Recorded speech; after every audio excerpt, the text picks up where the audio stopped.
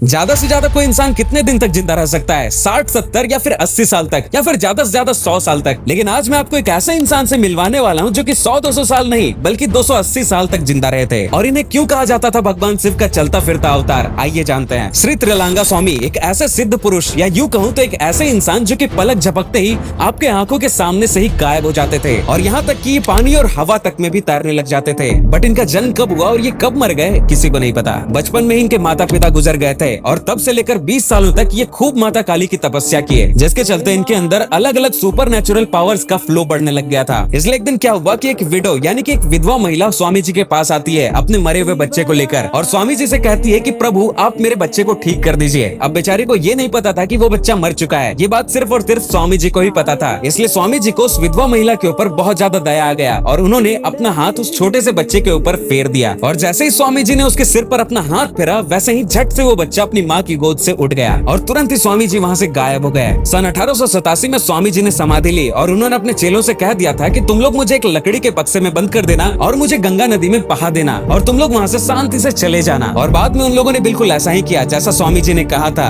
और तब से लेकर आज तक ये बात बिल्कुल भी पता नहीं चल सका है कि स्वामी जी जिंदा हैं या फिर कहीं और चले गए। कमेंट्स में एक बार हर हर शंभू जरूर लिखें।